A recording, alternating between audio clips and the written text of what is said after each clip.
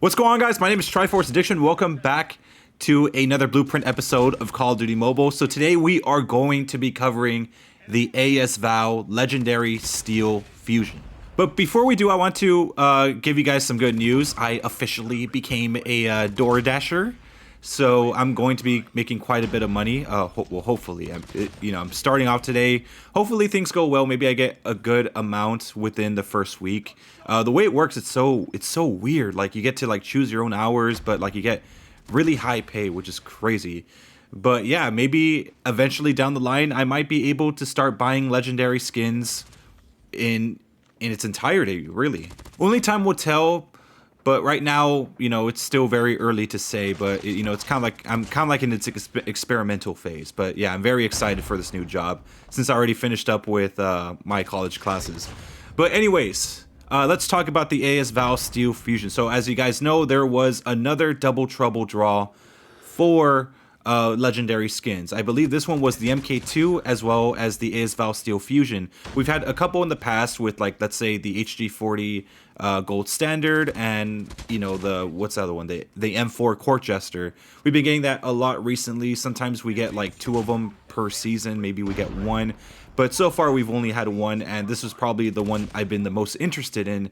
Because as you guys know, if you guys pay attention to my channel a lot, the VAL is one of my most favorite weapons in this game. I have over like 20,000 some kills as of recorded on the weapon mastery thing. Basically, in short terms, like it's one of my most used weapons, ones that I kill with the most. It's one I really enjoy using. The Steel Fusion came out at a time where I think it was right before I stopped buying legendary skins, like just all of them throughout the season.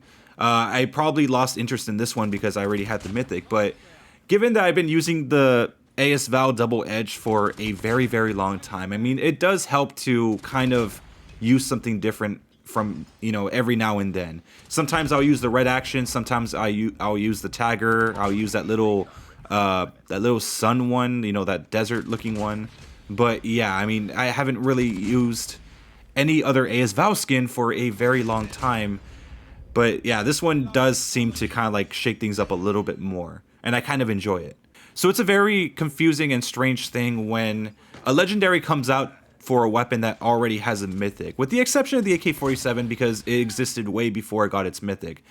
But for the weapons that just come into the game and they get Mythic and then later on down the line they get Legendary, it's kind of a weird thing because for all the people that bought the Mythic, you kind of make a lot less money. I feel like these legendaries are just around for those that may have missed a Mythic skin for a particular weapon. So for example, if anyone missed the VAL Double Edge, this is like way before the Redux draw, they have a chance to at least get a legendary sometime down the line. But people that already own the Mythic skin are usually just going to turn away because obviously the Mythic skin is far better. Of course, there are just maybe a few exceptions with those that maybe collect legendary skins, just buy every single one of them, but those are exceptions. They don't really make the rule. Another close exception I would probably say is that maybe there's a person that's like dedicated to that weapon. And given that we now have weapon leaderboards now, I mean, it's not out of the realm of possibility that, a person that, let's say, that likes the M13 will get both the Morningstar and that other one that came out. But I can definitely say that for anyone that owns a Mythic already, they're usually going to turn away from a legendary version of the same weapon. That's really how it goes, and that's why it's very strange and confusing because people that make the skin probably don't even know whether or not it's going to fully make a lot of money. The only money that's going to be coming out to is for those that missed the Mythic or something like that. However, there are times where, the weapon will be so good it kind of like knocks out of the park, where it's a really good competitor to like a Mythic skin. You guys saw that with the Morningstar and that little race car thing, or the rocket, whatever that the M13 legendary was. I know how it looks like, I just forgot the name of it. And even right now with the CBR getting that messy legendary skin for the gun, I mean, it looks pretty close. Well, I guess it has like some of the same features as the Amoeba. I mean, I did see some gameplay of it and it looks really good. So yeah, I mean, they do make legendary skins that kind of help compensate, but sometimes they may not be enough. Sometimes it actually surprises people. The VAL Steel Fusion is somewhat like that. Given that it's not as fancy as the VAL, I mean, it's still pretty satisfactory for me, especially because, you know, I really like the weapons. So people that do like weapons are kind of gonna look past most of the flaws, but really, this one is probably one of the more, I guess, disappointing legendary skins for a weapon that already had a mythic.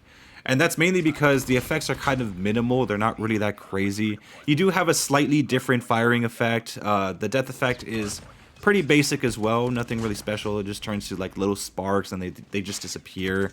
The iron sight is pretty interesting. It's kind of like a hidden version of, I guess, the default iron sight. You know, like how they're like how small the default AS VAL iron sight is. This one does kind of help because it's a little taller and it helps you aim a little better, at least in my opinion.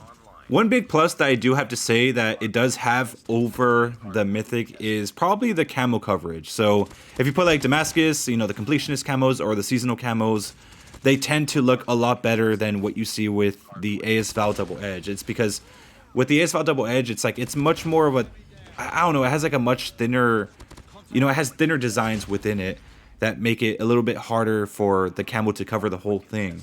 But with this one, like if you put Ether Crystal or Polychromatic or even Blistering Magma, it covers almost the entire weapon.